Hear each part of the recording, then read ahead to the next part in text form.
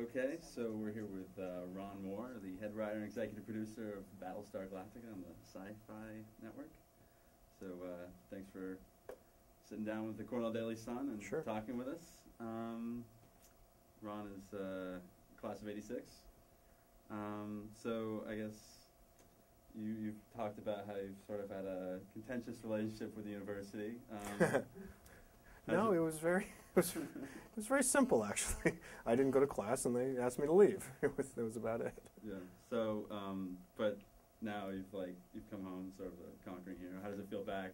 How does it feel to be so wanted after being asked to leave? It's really nice. I mean, I haven't really been back in almost 20 years, and the campus has changed, and College Town has changed. But you know, I walk around the campus, and it feels very familiar. And there's a sense of coming home on some level that I wasn't really expecting. There are places and just sort of visual moments on the campus that sort of strike me emotionally, and I can kind of remember what it was like, you know, to be in that time and place. And there's a part of me that just hasn't left here.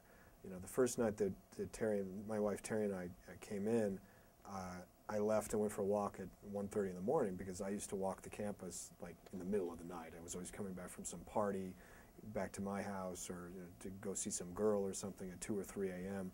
And so some of my strongest memories are of the deserted campus covered with snow at like 3 o'clock in the morning. And I wanted to go see that, you know, night one, and I did. And I walked out and walked across the campus, and it was spooky. It was sort of like I kept looking for a ghost of my experience and some sort of like resonant moment of what it meant to be here. And it eluded me for the most part. I kept like sort of searching for it, and I'm about to feel something, and then not. And then then I would kind of forget about it and just be thinking or talking about what was going on in my life at that point, because I was trying to make a podcast on it. And then something would sneak up on me. I'd come around the corner and the hot truck would be there, you know, and that would take me off guard and go like, wow, there's the hot truck, and I hadn't even thought about that thing in 20 years. Or just the way the trees framed a certain walkway, or walking down the suspension bridge. I walked across the suspension bridge, and I was coming up I guess the south side of it, and I stopped midway on one of the landings and turned to look back, and just looking at the way the steps led down to the bridge, and then the bridge under the lights and the sound of the water, and I just kind of stood there transfixed by that, because for some reason I could remember exactly being in that very spot and seeing these images and hearing those sounds, and I really was sort of back, you know, when I was here back in the old days. Yeah. You didn't major in theater, film, creative writing. I majored in government. Do you think your education at Cornell has informed your writing now or in the past? It's certainly my interest in history and government and political science informs a lot of what I did, both at Star Trek and at Battlestar Galactica, because both shows deal with a lot of political themes, a lot of history. There's a lot of, you know, using that knowledge base in terms of informing the story that I do over and over again. More than the educational impact of the school, it was really the social climate of the school and interacting with the people in my class and in my frat house and the people that I was involved with in relationships.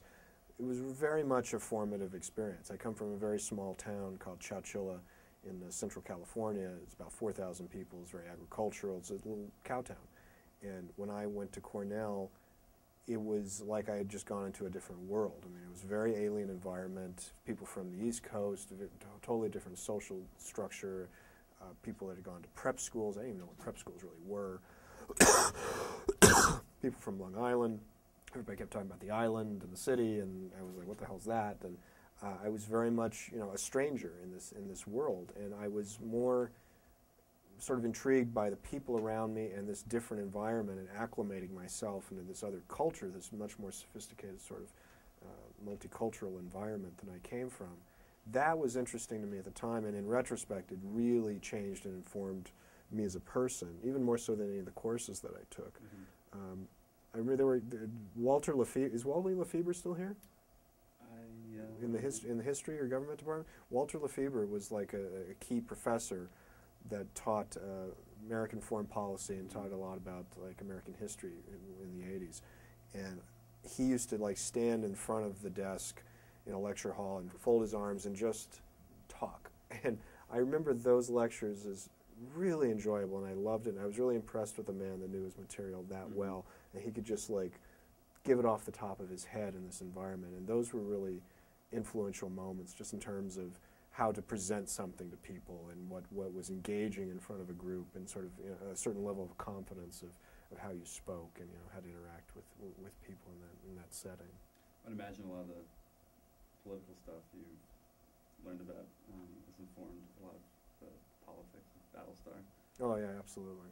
I mean, I took a lot of the government courses here, and it was an interest of mine anyway. I'd read a lot about history and politics growing up, and continue to do so, and all those things are really interwoven into the show to this day. Yeah.